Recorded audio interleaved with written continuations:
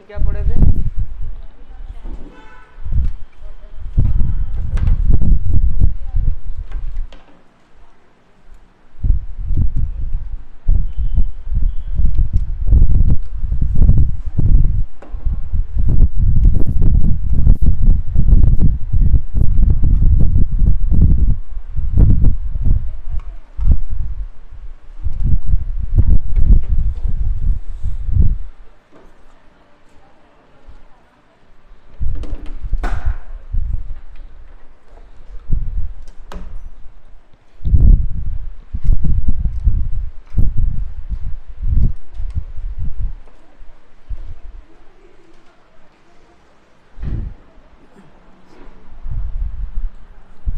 चलिए, एक बहुत छोटा सा आयोग है, उसको लिख लीजिए। राधा कृष्णन आयोग, ठीक है, बहुत छोटा सा है, अनइम्पोर्टेंट है, बिल्कुल पूछा नहीं जाएगा आपके पेपर में क्योंकि सिलेबस में नहीं है, लेकिन यह है कि पढ़ लीजिए, ठीक है। केवल 2-3 बातें समझ लीजिए और कुछ नहीं, क्योंकि जो राधा कृष्णन थे वो बहुत इम्पोर्टेंट व्यक्ति थे, जानते ही होंगे आप। तो क्या पता उनसे प्रेरित होकर कोई शिक्षा संबंधी क्वेश्चन पूछ ले।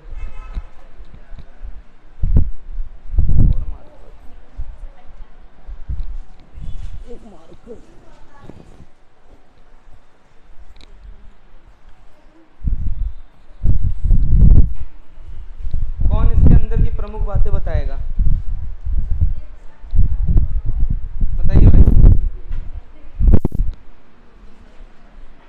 राधा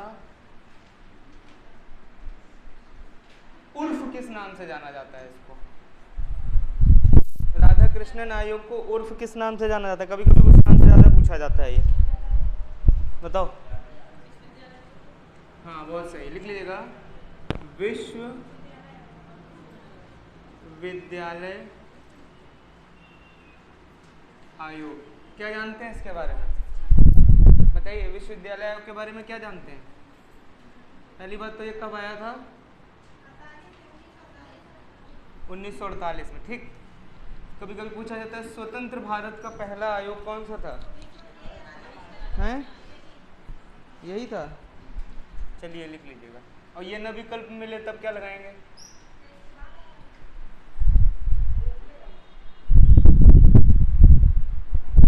ये ना मिले तो क्या लगाएंगे? मुदालियर आयोग। कौन सा आयोग? लिख लीजिए, लिख लीजिए। अगर ना समझ में आए तो दोनों को ऑब्लिक ब्रैकेट में ऐसे करके लिख लीजिएगा, मुदालियर आयोग।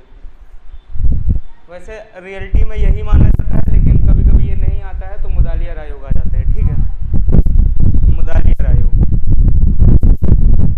अभी बताएंगे आगे। इसके बाद है मुदालियर आयोग 1952 में। लेकिन अगर पेपर में 1952, 53, 1951, 52 ऐसे करके आएगा तो 52, 53 लगा दीजिएगा, ठीक है। एक साल तक चली थी इसकी रिपोर्ट। क्या आया था ये बताओ। देखो, इसमें तो बहुत कुछ लिखा है, लेकिन वो आपके मतलब का नहीं है, व्यर्थ है। केवल 3 बातें याद रखना। इसमें शिक्षा के ये जो नाम से दिख रहा है विश्वविद्यालय आयोग, ठीक है। तो सबसे पहली बात तो इस पे विश्वविद्यालय संबंधी अनुदान की बात की गई थी, लिख लो। विश्वविद्यालय संबंधी अनुदान, मान लो पेपर में आ जाए वो कौन सा आयोग है जिसमें विश्वविद्यालय के हेतु अनुदान आयोग के गठन की, अनुदान आयोग की बात की गई या अनुदान प्रणाली की बात की गई, तो आप क्या बताएंगे? देखो, अनुदान प्रणाली का गठन किया गया था किसमें? वुड के डिस्पैच में, ठीक है। उसी तरीके से जब विश्वविद्यालय, हमारे यहाँ विश्वविद्यालय की डिमांड हुई, उच्च स्तरीय शिक्षाओं को लाया गया, बहुत सारी चीज़ें थी। हंटर कमीशन देखिए, पूरा जो है विश्वविद्यालय की उच्च स्तरीय शिक्षाओं की बात कर रहा था। तो उस समय हमारा देश भी स्वतंत्र हो चुका था, और स्वतंत्रता के बाद पता है आपको, सर्वपल्ली राधाकृष्णन को जानते होंगे आप, जानते होंगे। पहले उपराष्ट्रपति और दूसरे राष्ट्रपति के नाम से भी ये जाने जाते हैं, ठीक है। तो इन्होंने, और इन्हीं के शिक्षक दिवस के दिन हम लोग क्या बनते हैं? इन्हीं का जन्मदिन नहीं मनाते 5 सितंबर को? सर्वपल्ली राधाकृष्णन का ही तो जन्मदिन होता है। चलिए, तो विश्वविद्यालय अनुदान प्रणाली बनाई जाए, ठीक है। इसी के जस्ट बाद विश्वविद्यालय अनुदान आयोग का गठन भी किया गया था। इनकी बात को हल्के में नहीं लिया गया था। ठीक है, कौन बताएगा विश्वविद्यालय अनुदान आयोग का गठन कब हुआ? सॉरी, विश्वविद्यालय अनुदान आयोग कब आया, हम ये पूछना चाहते हैं। स्थापना कब की गई? चलो अभी आगे बताते हैं, आगे आओ, आगे आओ, आगे आगे आओ।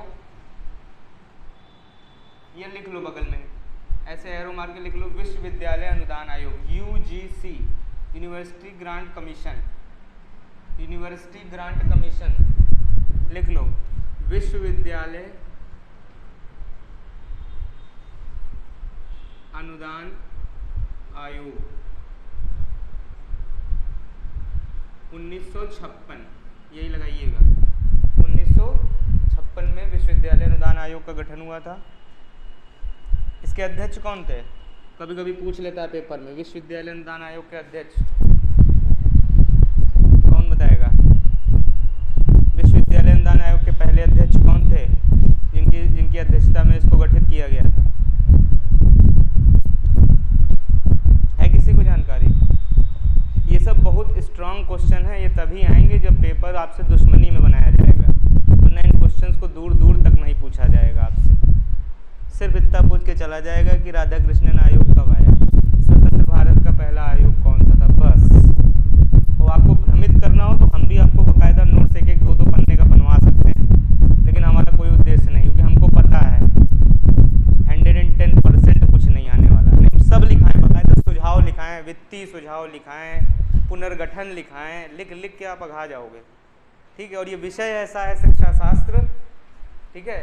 आपका डीएलएड का ये टॉपिक है भारत के वर्तमान समाज एवं मुद्दे, हेडिंग है। किताब नहीं पढ़े आप लोग? डीएलएड वाले तो जान रहे होंगे, कोई है डीएलएड वाला? कोई डीएलएड नहीं किया। किताब पढ़े थे ये वाली, भारत के वर्तमान समाज एवं मुद्दे पढ़े थे? ये वही पढ़ा रहे हैं। और सोचो वो किताब इतनी मोटी है, अगर हम उतनी किताब आपको लिखाएंगे तो क्या करोगे? आप यहाँ से छलांग मार दोगे नीचे, ठीक है ना। तो हमारा काम है आपको बस केवल बहुत इंपॉर्टेंट चीज़ बताना। तो हमने बताया राधा कृष्णन जी ने बेसिकली ये जो अपना आयोग प्रस्तुत किया था, किस पर किया था? विश्वविद्यालय संबंधी किया था, ठीक है। इनसे विश्वविद्यालय के संबंध में सुझाव मांगा गया था कि अब विश्वविद्यालयों को और बेहतर कैसे किया जाए, उसके लिए कुछ बताइए। तो इन्होंने बताया, इन्होंने ये भी बताया कि अभी बताते हैं इसको, इन्होंने एक चीज़ और भी इंपॉर्टेंट बताई। इन्होंने कहा विश्वविद्यालय स्तर पर 3 कैटेगरी में शिक्षा को बांटना चाहिए, कला वर्ग, विज्ञान वर्ग और तकनीकी वर्ग। लिख लो, 3 वर्गों में शिक्षा को बांटा था। कितने वर्गों में बांटा? 3 वर्गों में। जो बहुत महत्वपूर्ण लगा वो हम आपको लिखा रहे हैं, वो भी हमें नहीं लगता कि प्रश्न पत्र में पूछा जाएगा, ठीक है। बाकी इसी के इर्द गिर्द पूरा इनका आयोग है, पढ़ लीजिएगा आप लोग, बाकायदा हर जगह अवेलेबल है। खोल लीजिएगा, इत्मीनान से रात भर पढ़िएगा, 2-4 दिन हफ्ता भर पढ़िए, पूरा शोध करिए इस पर, कोई दिक्कत नहीं है, ठीक है। लेकिन व्यर्थ है। 3 वर्गों में बांटा गया था, कौन कौन सी? कला ऑब्लिक विज्ञान और तकनीकी। मतलब 3 क्षेत्र होने चाहिए। जैसे हम लोग स्नातक करते हैं तो 3 कैटेगरी में करते हैं, नहीं? जैसे बीटेक करते हो आप लोग, आज भी चला आ रहा है, ऐसा नहीं कि सब बदल गया, वही है, आगे बढ़ता चला आ रहा है। कला वर्ग में भी स्नातक होता है, विज्ञान वर्ग में भी होता है और तकनीकी में भी हम लोग करते हैं, नहीं करते हैं? टेक्निकल, ठीक है। ये 2 बातें हो गई। तो हमें ये बताओ अध्यक्ष कौन थे उस समय? एक नाम सुने हो? दौलत कोठारी का, लिख लो, पहले अध्यक्ष यही थे।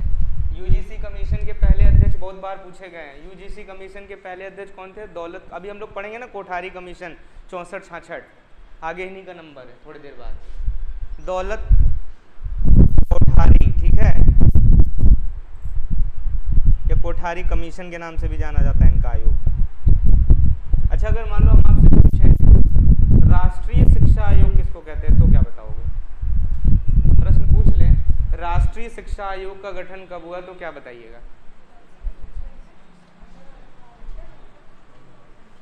विकल्प दे, राधा कृष्णन आयोग, या इसी को विश्वविद्यालय आयोग भी कह सकते हैं, ठीक है, मुदालियर आयोग,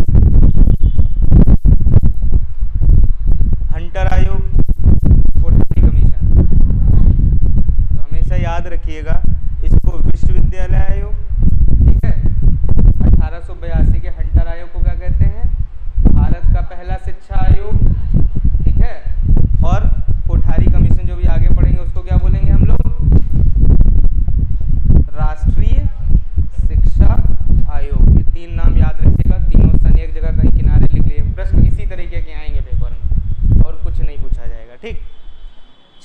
विश्वविद्यालय अनुदान की बात की गई और कला तकनीक की बात की गई, ठीक। और विश्वविद्यालय संबंधी सुझाव दिए गए, बस ये अंडरस्टूड है, ठीक है, नाम से पता चल रहा है। और इससे ज़्यादा कुछ पूछा नहीं जाएगा, इसको इतने मिटा दो, ठीक है। अच्छा, यूजीसी कमीशन के बारे में और कुछ जानते हो? थोड़ा बहुत बता दो अगर जानते हो तो। सभी विश्वविद्यालयों में एक रूपता बनी रहे इसलिए फंडिंग की जाएगी, ये इसका मुख्य मूलभूत क्या था? उद्देश्य था। समझ गए? नाम से समझ में आ रहा है। अच्छा, विश्वविद्यालय आयोग का गठन कब हुआ था?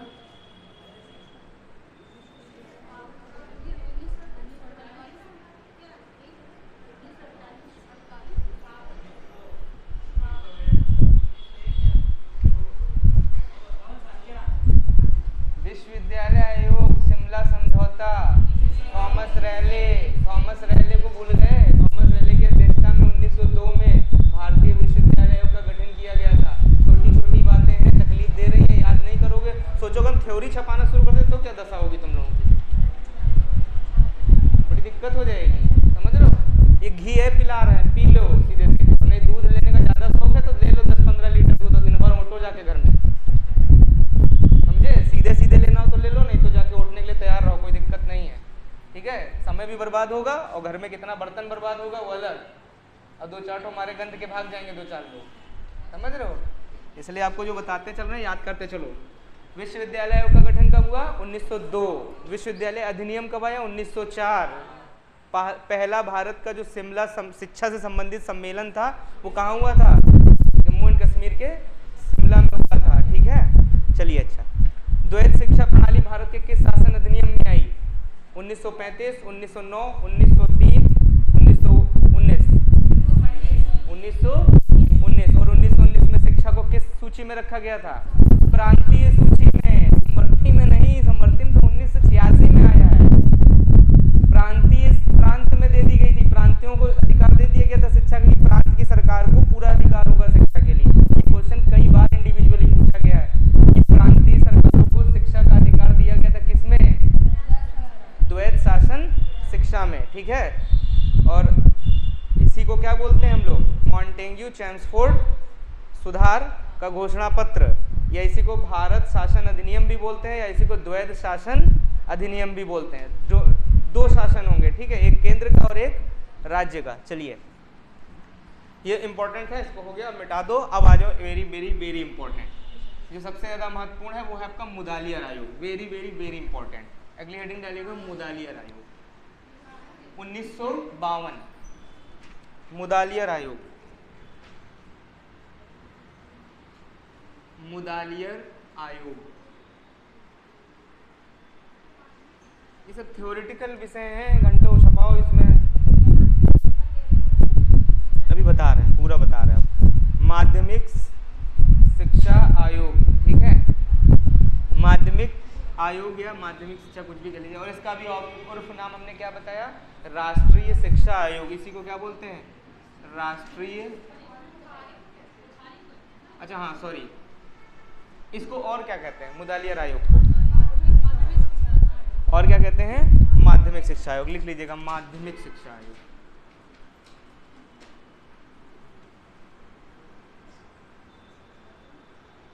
ठीक है, कब आया था? 1952। कभी कभी 53 भी लिख देता है तो आप लगाइएगा 1952 ही, लेकिन अगर कभी ऑब्लिक में जैसे आप कभी आगे पढ़ेंगे ऑपरेशन ब्लैक बोर्ड, ठीक है, तो वो भी पूछा जाता है कब लागू हुआ, तो 87-88 लगाएंगे। ठीक, गठन कब हुआ? 87 में। ठीक है, प्रस्तावित कब हुआ? 1986 की शिक्षा नीति में। अभी हम लोग सबसे इम्पोर्टेंट आपकी 1986 की शिक्षा नीति है, और उसके बाद जितनी योजनाएं आई हैं, एक योजना तो पक्का आपके चाहे वो स्कूल चलो अभियान हो। स्कूल चलो अभियान की प्रबल संभावना है इस बार आने की, क्योंकि अभी रीलॉन्च भी किया गया है, तो 110% स्कूल चलो अभियान से एक क्वेश्चन आएगा। एक क्वेश्चन आपकी नवीन शिक्षा नीति से भी आएगा। तो हम नेशनल एजुकेशन पॉलिसी तक जाएंगे। 2020 की जो कब आई नेशनल एजुकेशन पॉलिसी, डेट याद रख लेना बच्चा, 2020 में ये लागू हो गई थी। ठीक है, कोरोना के टाइम में। चलिए, 52-53 में आया आपका। ठीक, चलिए, मुदालियर साहब को काहे के लिए आमंत्रित किया गया? तो मुदालियर साहब को इसलिए बुलाया गया था कि जो हमारी माध्यमिक शिक्षा है इसके बारे में कुछ सुझाव प्रस्तुत करें। सब लोगों ने सुझाव दिए, कोई बताएगा इन्होंने क्या क्या सुझाव दिए? बताओ भाई, इनका सबसे ज़्यादा जो पहला सुझाव था वही सबसे ज़्यादा पूछा जाता है पेपरों में, वही अब तक पूछा गया है। जो लोग डीएलएड दिए होंगे, पीएनपी के पेपर दिए होंगे, पक्का मिला होगा ये क्वेश्चन, और नहीं मिला होगा तो अति लघुत्तरी दीर्घोत्तरी में मिला होगा, और वहाँ पे आपने एक लाइन जरूर लिखी होगी कि यही मुदालियर साहब थे, यही वो मुदालियर साहब थे जिन्होंने क्या किया था, क्या किया था मुदालियर साहब ने, बताओ भाई। ये कुलपति थे, ठीक है, ठीक है, ये कुलपति थे मद्रास यूनिवर्सिटी के। क्या प्रस्तुत किया था इन्होंने माध्यमिक शिक्षा आयोग के बारे में, कौन बताएगा? कुछ भी, एक शब्द, दो शब्द, तीन शब्द तो बोलो, कुछ तो बोलो। हाँ, 2 वर्गों में डिवाइड किया था, और सबसे प्रबल जो कई बार पेपरों में पूछी गई है वो बात बताइए, लिख लो, लिख लो। सभी प्रांतों में माध्यमिक शिक्षा बोर्ड का गठन किया था इन्होंने। आज जो आपके हर एक जिले, हर एक राज्य में आपको एक क्या मिलेगा, माध्यमिक शिक्षा बोर्ड, जहाँ से आपकी टीजीटी की वैकेंसी अलाउंस होती हैं, समझ गए? ये इन्हीं की देन है, माध्यमिक शिक्षा बोर्ड। पहला क्वेश्चन। दूसरा पूछेगा कि वो कौन सा आयोग था जिसने सभी राज्यों में केंद्रीय सलाहकार बोर्ड की स्थापना की। ये केंद्रीय शिक्षा सलाहकार बहुत ज़्यादा पूछा जाता है ये क्वेश्चन, लिख लो, केंद्रीय शिक्षा सलाहकार बोर्ड, या केंद्रीय छोड़ो, राज्य शिक्षा, केवल लिखो शिक्षा सलाहकार बोर्ड होना ही चाहिए हर एक राज्य में, हर एक राज्य में होना ही चाहिए क्या, शिक्षा सलाहकार बोर्ड, जो आपको समय समय पर अपडेट देता रहे कि हमारी शिक्षा कैसी चल रही। ठीक है, किसने दिया था? इन्होंने, मुदालियर साहब ने। ठीक है, दूसरी सबसे इम्पोर्टेंट बात, इन्होंने माध्यमिक शिक्षा में 7 विषयों को इन्वॉल्व किया। कभी कभी पूछ लेता है कितने सब्जेक्ट होने चाहिए, 7। ये जो आप होम साइंस पढ़ते हो, हस्तशिल्प कला पढ़ते हो, ठीक है, और ये जो आप तकनीक पढ़ते हो, टेक्निकल एजुकेशन पढ़ते हो, कला पढ़ते हो, विज्ञान पढ़ते हो, ये सब कितने 7 प्रकार के विषयों को दिया था। ठीक है, इनको पढ़ने की जरूरत नहीं, केवल इतना याद रखो कितने विषयों को इन्होंने लॉन्च किया था, 7 प्रकार, यानी 7 प्रकार के क्षेत्र। वाणिज्य विभाग भी होना चाहिए, ठीक है, तकनीकी विभाग भी होना चाहिए। इस तरीके से उन्होंने 7, जिस पे आप लोग, हम लोग आज इंटर हाई स्कूल करते चले आ रहे हैं ना, बेस यही बनाने वाले थे, समझ गए? जो आज हम लोग कहते हैं क्या लोग कॉमर्स ले रहे हैं, तुमने क्या लिया, हमने आर्ट लिया, तुमने क्या लिया, हम तो टेक्निकल सब्जेक्ट लेंगे, हम कला लेंगे, हम भूगोल हिंदी से करेंगे। तो ऐसे करके ये 7 प्रकार के विषयों का गठन किसने किया था? इन्होंने। तो पेपर पूछ सकता है कि मुदालियर आयोग ने कितने प्रकार के जो है विषयों को संस्तुति की थी, 7 विषयों की संस्तुति की थी। ठीक है, विषय लिखने का मन हो तो वो भी लिखवा दें, कोई दिक्कत नहीं है। नोट्स बढ़ाने की इच्छा हो तो बढ़ा लो, कोई समस्या नहीं। वहाँ विषय नहीं पूछा जाएगा निम्नलिखित में से कौन सा एक विषय नहीं दिया था, ये क्वेश्चन आ सकता है, हमें तो नहीं लगता आएगा। अगर आप में से किसी को लगता है तो लिख लीजिएगा। ठीक है, लिखना चाहो लिखवा दें, लिखो कला, वाणिज्य, लिखना है। हमें तो लिखते समय उलझन हो रही थी, तुम कैसे लिख लोगे? तुम्हें तो पढ़ना भी है इसको। चलो आगे बढ़ो। उसके बाद इन्होंने माध्यमिक शिक्षा आयोग के आधार पर माध्यमिक शिक्षा को 2 भागों में बांटा। अभी बताया 2 भागों में बांटा, लिख लीजिएगा। 2 भागों में इन्होंने, ये भी क्वेश्चन पूछा गया है कि माध्यमिक शिक्षा को इन्होंने कितने भागों में बांटा था? 2 भागों में बांटा था। कितने भागों में? 2 भागों में बांटा। पहला भाग जिसको हम लोग आज जूनियर हाई स्कूल के नाम से जानते हैं, ठीक। दूसरा हमारा माध्यमिक शिक्षा, ठीक है, जूनियर, और दूसरा था माध्यमिक। जूनियर और माध्यमिक के आधार पर बांटा गया था। जूनियर शिक्षा आपको पता ही है कितने से कितने तक है, 6 से 8, और माध्यमिक 9 से 12 वर्ष तक चलेगी। ठीक है, आपने कभी देखा होगा, अगर आपने प्राइमरी के जूनियर वाले स्कूल देखे होंगे तो वहाँ लिखा रहता है उच्च माध्यमिक। माध्यमिक शब्द का प्रयोग वहाँ पे होता है। हम लोग भले जूनियर हाई स्कूल बोलते हैं, वहाँ पे लिखा रहता है उच्च माध्यमिक विद्यालय, तो माध्यमिक वही था। ठीक है, समझ गए? तो इन्होंने माध्यमिक शिक्षा को 2 भागों में बांटा। कितने, समझ गए? याद रखेंगे। एक बात और कही गई, पूछी जाती कभी कभी, कि इन्होंने ही माध्यमिक को स्नातक में जोड़ने की बात की थी, स्नातक में ले जाने की बात की गई थी, लेकिन ये पूछा नहीं जाएगा। आप सिर्फ इतना याद रखो, बहुत डीप में हो जा रहा है, ये रहने दो, मत मिटाओ, भ्रमित हो गए, कोई मतलब नहीं। केवल इतना याद रखो, 2 भागों में बांटा गया, जूनियर और माध्यमिक में। ठीक है, जो आज आप लोग को एजुकेशन देखते हो ना, बच्चियों को और बच्चों को साथ साथ पढ़ाया जाता है, को एजुकेशन के खोजबीन करता भी यही थे, मुदालियर आयोग। एक स्टार और बनाओ, लिखो को एजुकेशन को प्रमोट किया था।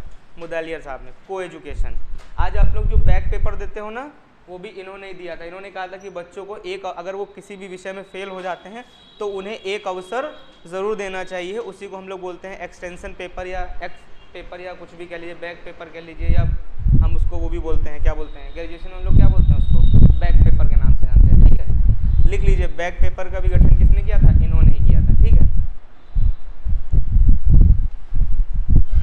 ठीक है।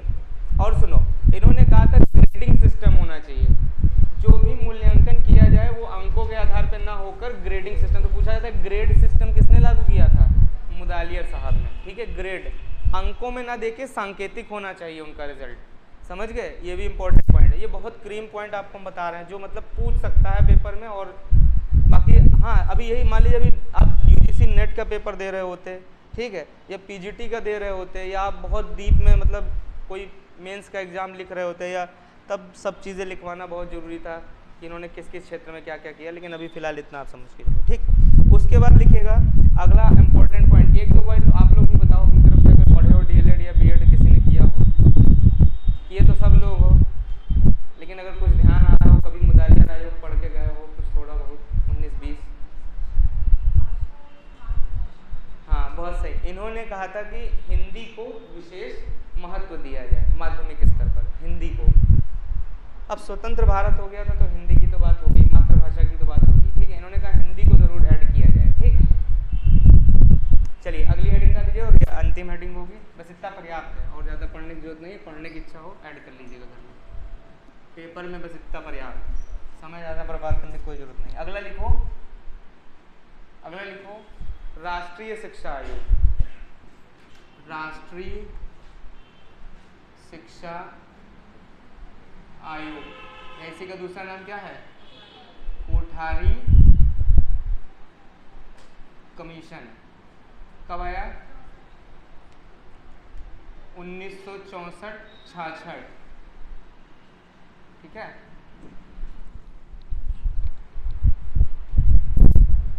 भारत की पहली शिक्षा नीति समझ लो, स्वतंत्र भारत की पहली शिक्षा नीति। इनको क्यों बुलाया गया था जरा सुन लो, उद्देश्य सुन लो, तभी सब समझ में आ जाएगा। उद्देश्य ये था कि इनसे पूछा गया था कोठारी साहब से, ठीक है, और कोठारी क्या थे?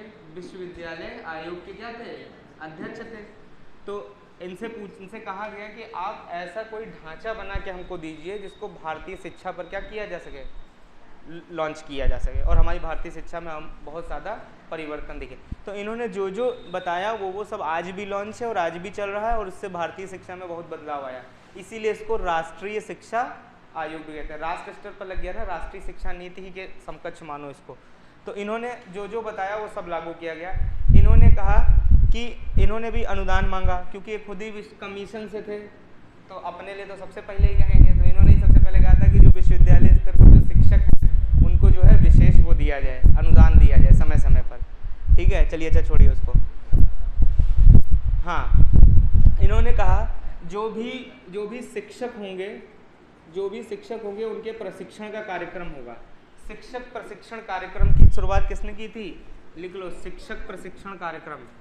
शिक्षक प्रशिक्षण कार्यक्रम, शिक्षक प्रशिक्षण कार्यक्रम किसने प्रारंभ कराया? कोठारी कमीशन। ठीक है, जिसमें आपने देखा होगा डिप्लोमा कोर्सेज कराए जाते हैं, शिक्षक को प्रशिक्षित किया जाता है। हम लोग अभी तक कर ही रहे थे, पहले बीटीसी चलता था 2 साल का, उसके बाद जूनियर स्तर के लिए 1 साल का डिप्लोमा कोर्स था, बीएड जिसको बोलते हैं। ठीक है, ये शुरू से चला आ रहा है। ठीक, उसी आधार पर धीरे समय समय पर नाम परिवर्तन होता रहा, जैसे अभी डीएलएड हो गया बीटीसी हटा के, है ना। तो लिख लीजिएगा 2 वर्षीय प्रशिक्षण किसके लिए था? प्राथमिक स्तर के लिए, और 1 वर्ष का जो प्रशिक्षण था वो जूनियर स्तर के लिए था।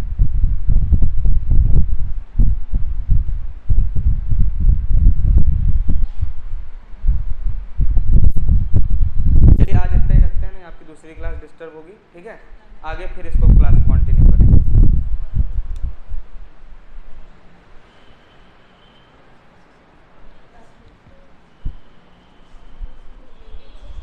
पुराना याद कर रहे हैं कि नहीं कर रहे हैं? हैं? याद करते चल रहे हैं कि नहीं याद हो रहा? हैं? क्वेश्चन पूछें? बताओगे? कंफर्म? चलो अच्छा बताओ।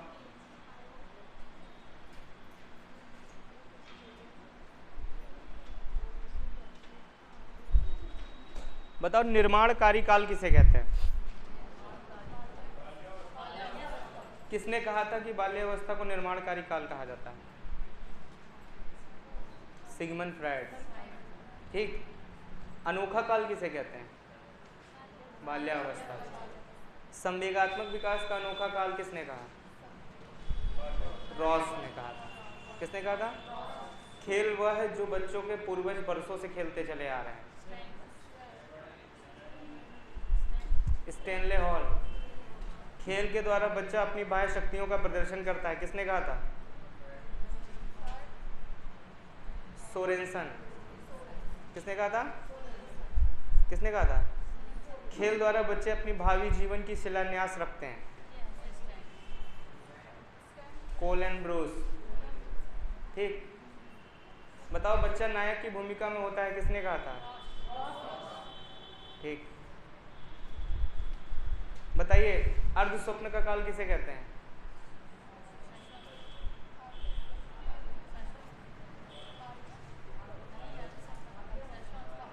पढ़ो थोड़ा सा। शैशवावस्था को। ठीक है। अनुकरण का काल किसे कहते हैं? बहिर्मुखी काल किसे कहते हैं? स्वर्णिम काल किसे कहते हैं? बाल्यावस्था। सही में। भाषा विकास के लिए सबसे संवेदनशील काल कौन होता है? पूर्व बाल्यावस्था। 3 से 6 वर्ष। ठीक है, याद रखिएगा। ठीक है, चलिए अच्छा बताइए, एक और बहुत इंपॉर्टेंट क्वेश्चन है। बताओ कौन सा आयोग था जिसने कहा था त्रिभाषा फार्मूला लॉन्च होना चाहिए? 1986 की राष्ट्रीय शिक्षा नीति। बहुत इंपॉर्टेंट है, एक क्वेश्चन तुमको जरूर देगी सुपरटेंडेंट। ठीक है, चलिए अब आगे मुलाकात होगी कल फिर। लेकिन याद नहीं करते आप लोग कुछ भी, पुराना तो याद ही नहीं कर रहा।